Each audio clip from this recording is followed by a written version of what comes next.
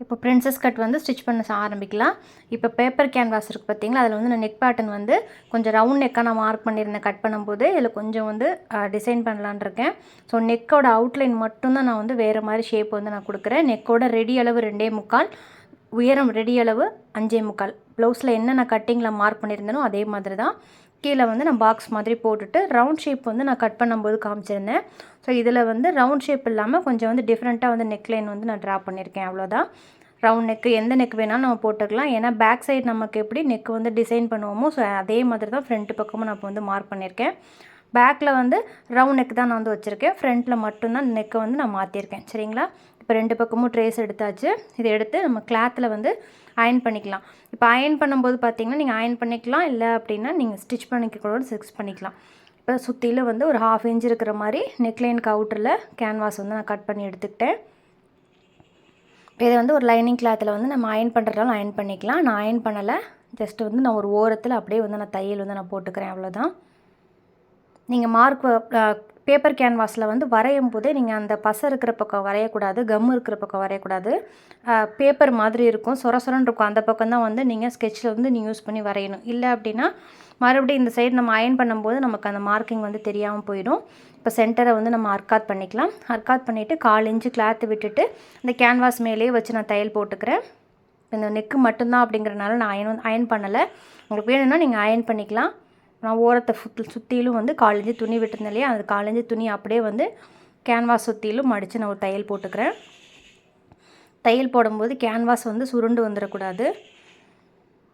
இப்போ கேன்வாஸ் வச்சு நம்ம தைச்சாச்சு. இப்போ இது வந்து ஃப்ரண்ட் பார்ட் இருக்குது பார்த்திங்களா, அந்த ஃப்ரண்ட் பார்ட்டு கீழே லைனிங்கு, மேலேருந்து நல்ல பீஸு, அதுக்கு மேலே நம்ம கேன்வாஸ் வச்சு அயன் பண்ணியிருக்கோம் பார்த்திங்களா, அந்த கேன்வாஸோட பேப்பரை தூக்கி மேலே வைக்கணும். ஸோ இப்போ தைச்சோம் அப்படின்னா இது வந்து உள்ளே போயிடும். இன்கேஸ் நீங்கள் வேறு ஏதாவது கான்ட்ராஸ்ட்டாக நீங்கள் வந்து நெக் அவுட்லைனில் கொடுக்குறீங்க அப்படிங்கும்போது அடியில் வச்சுக்கணும். அப்படியே வந்து கீழே திருப்பி அந்த கேன்வாஸ் பேப்பரை வச்சிட்டிங்க அப்படின்னா தச்சு வெளியே திருப்பிக்கலாம். இப்போ நெக்கோட அவுட்லைனில் ஃபுல்லாகவே நான் வந்து தைக்கிறேன். நெக்கு என்ன ஷேப்பில் இருக்கோ அந்த ஷேப்பில் அப்படியே வந்து நம்ம தைச்சி எடுத்துக்கணும். இப்போ 1/4 இன்ச்சு சுற்றிலும் விட்டுட்டு அர்க்காத் பண்ணிவிட்டு அந்த எட்ஜில் மட்டும் கரெக்டாக பார்த்து அர்க்காத் பண்ணணும், இல்லை அந்த ஷார்ப் வந்து கிடைக்காது. அந்த கேன்வாஸை வந்து உள்பக்கமாக தள்ளி விட்டுட்டு ஓரமாக ஒரு தையல் வந்து நான் போட்டுக்கிறேன், படிமான தையல் போட்டுக்கிறேன். ரவுண்ட் நெக் அப்படின்னா நம்ம 1/4 இன்ச்சுக்கு வெளியில் வந்து தையல் போட்டுக்கலாம். இது வந்து கொஞ்சம் பேட்டர்ன் ஏதாவது மாற்றிருக்கீங்க அப்படின்னா ஓரத்தையல் ஒன்று போட்டுட்டு அதுக்கப்புறம் 1/4 இன்ச்சில் வந்து இடத்தையல் வந்து போட்டுக்கணும். இப்போ பிரின்சஸ் கட் பீட்டை வந்து நம்ம வந்து ஜாயின் பண்ணிக்கலாம். இப்போ இதில் வந்து உள்பக்கமும் வெளிப்பக்கமும் பார்த்திங்கன்னா பிசுறு வந்து தெரியாமல் ஸ்டிச் பண்ண போகிறோம். உள்ளுக்குள்ளே கப்பு வச்சு அந்த பேட் இருக்கும் பார்த்திங்களா, அதை வச்சு ஸ்டிச் பண்ண போகிறோம். ஸோ இப்போ வந்து பிரின்சஸ் கட்டோட ஒரு பீஸையும் ஃப்ரண்ட் பக்கத்தில் இருக்கிற நடு பார்ட்டில் இருக்குது பார்த்திங்களா, அந்த பீஸையும் ரெண்டும் நல்ல பக்கமாக வச்சு அந்த ஒரு 1/4 இன்ச்சு நம்ம தையலுக்காக விட்டுருக்கோம் அப்படின்னா 1/4 இன்ச்சில் தைக்கணும். 1/2 இன்ச்சில் விட்டுருக்கோன்னா 1/2 இன்ச்சில் தைக்கணும். நான் 1/2 இன்ச்சு நான் வந்து மார்க் வந்து மெஷர்மெண்ட் விட்டுருந்தேன். ஸோ அதனால் 2 பக்கமும் 1/2 இன்ச்சில் நம்ம பிடிச்சி தைச்சோம் அப்படின்னா கரெக்டாக நமக்கு இருக்கும். இப்போ மேலே வந்து நல்ல துணியை வந்து நம்ம தைச்சாச்சு. ஸோ இதே மாதிரி உள்பக்கம் லைனிங் இருக்குது பார்த்திங்களா, அந்த லைனிங்கை பிசுறு தெரியாமல் நம்ம வந்து தைக்கணும். டக்குன்னு என்ன செய்வோம் அப்படின்னா இந்த பிரின்சஸ் கட் பீஸை எடுத்துகிட்டு அப்படியே வந்து நம்ம ஃபஸ்ட்டு எப்படி தைச்சோமோ சேம் அதே மாதிரி அப்படியே வச்சு தைச்சிட்டோம் அப்படின்னா பிசுறு வந்து நமக்கு உள்பக்கமாக தெரியும், அதாவது லைனிங்கோட பிசுறு தெரியும். ஸோ இந்த மெத்தடில் பார்த்திங்க அப்படின்னா லைனிங்கோட உள்பக்கம் இருக்குது பார்த்திங்களா, அதில் தைச்சி வெளிப்பக்கமாக நான் திருப்ப போகிறேன். அப்படி பண்ணோம் அப்படின்னா நடுவில் பார்த்திங்கன்னா 2 பிசுறு இருக்கும்.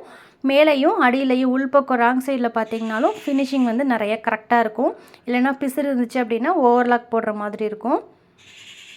இப்போ லைனிங் கிளாத்தை அடியில் வச்சுட்டு நான் அந்த லைனிங் கிளாத்தை வந்து பிசுறு தெரியாத அளவுக்கு இப்போ நான் வந்து தைக்கிறேன்.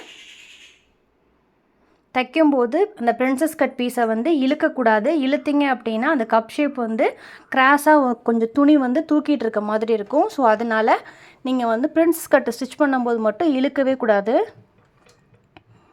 ஆம் ஹோல்கிட்டையும் கீழேயும் அப் அண்ட் டவுன் ஏதாவது ஒரு 1/2 இன்ச்சு வந்துச்சுன்னா ப்ராப்ளம் இல்லை. அதனால் எந்த துணியும் அட்ஜஸ்ட் பண்ணி இழுக்கக்கூடாது. சரிங்களா?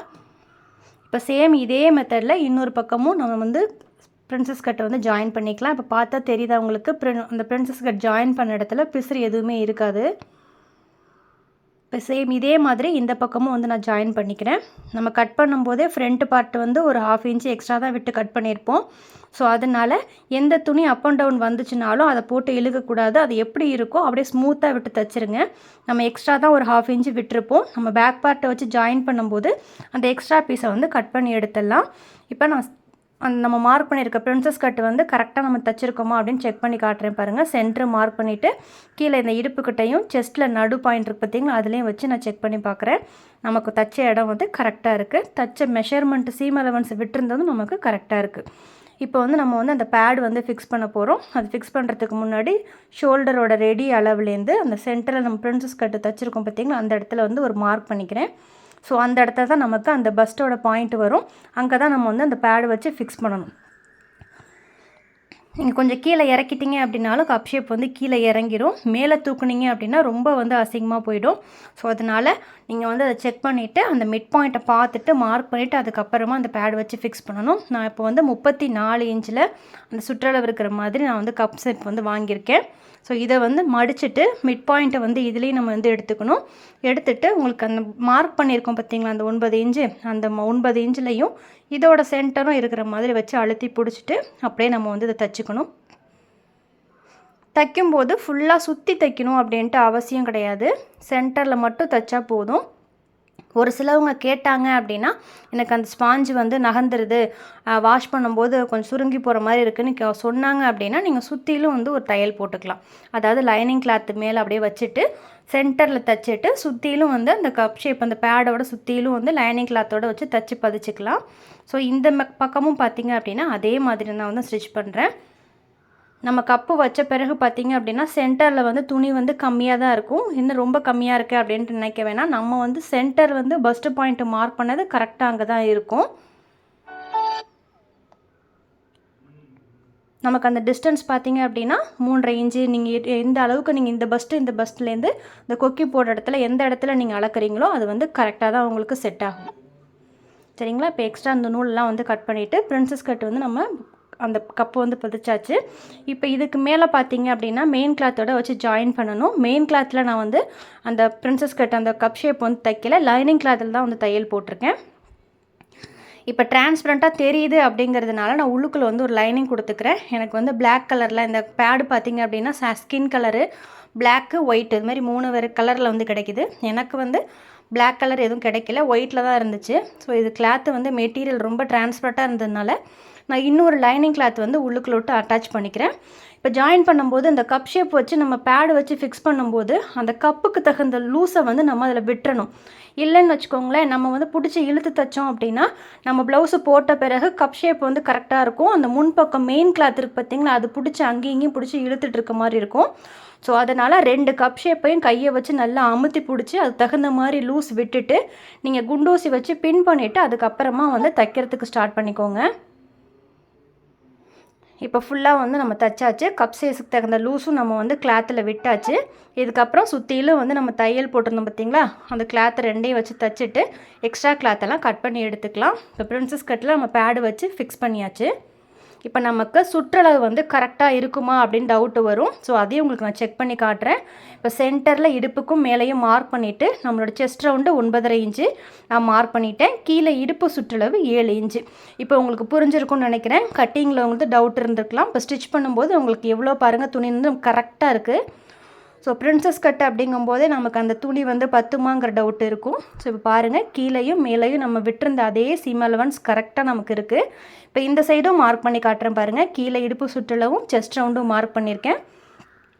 ஸோ இதில் வந்து நம்ம தையல் வந்து நம்ம போட்டுக்குவோம். பேக் பார்ட்லேயும் சேம் இதே மெத்தடு தான். ஃப்ரண்ட் பக்கம் நீங்கள் செஸ்ட் ரவுண்ட் எடுத்திங்கனாலே போதும், பேக் பார்ட்டுக்கு எடுக்கணும்னு தேவையில்லை. இப்போ ப்ளவுஸ் வந்து ஃபுல்லாக ஃபினிஷ்ட் லுக்கு இப்படி தான் இருக்கும்.